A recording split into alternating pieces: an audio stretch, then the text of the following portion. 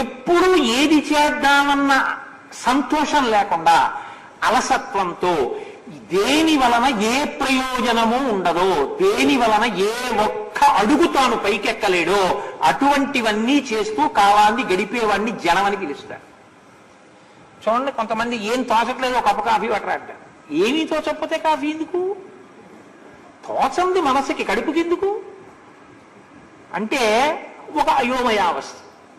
ఏం తోచట్లేదు అలా కోటేశ్వరారింటి పోవడం అంటారు. మధ్యలో వాడింగ్లు ఎందుకు నీకు అంటే ఓవేళ వాడు రామాయణం చదువుకుంటుంటే వాడిని పాడు చేయడం. ఏమీ తోచకపోతే కోటేశ్వరం ఇల్లు ఏంటి?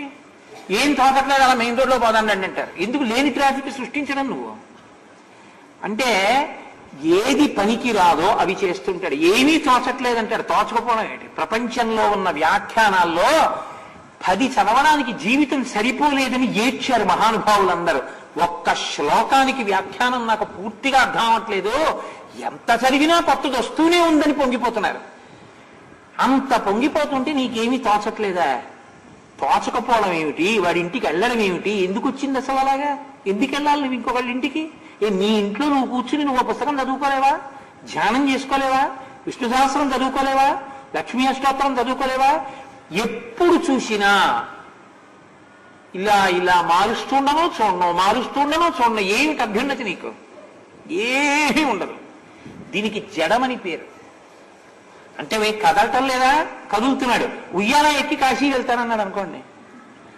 రైలు ఎక్కారు, కదులుతున్నారు, కాశీ వెళ్ళారు. నేను ఉయ్యాల ఎక్కాను, కదులుతున్నాడు, కాశీ వెళ్తానన్నాడు. నాకు టికెట్ అక్కర్లేదండి, నేను కదులుతున్నానా లేదా?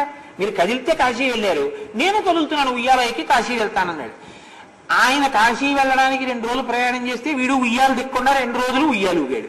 ఎక్కడున్నాడు? ఎక్కడెక్కాడో అక్కడే ఉన్నాడు.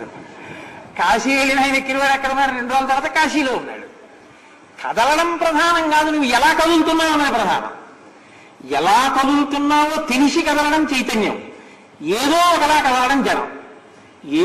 ఏదో ఒకలా కదలడం కాదు, కదిలేటప్పుడు బహుపరాకుతో కదిలి లోకోపకారం చేస్తూ, ఉపకారం చెయ్యడంలో విశ్రాంతి లేకుండా ఉపకారం చేస్తూ, తనకన్న కోరిక లేకుండా గొప్ప బుద్ధి వైభవంతో అవతల వాళ్ళని ఇలా చూస్తే పట్టుకోగలిగినంతగా డ్రిల్ చేయగలిగినటువంటి, అంత గొప్పగా ఆలోచించగలిగిన శక్తి నీ బుద్ధికి నువ్వు ఇవ్వగలిగితే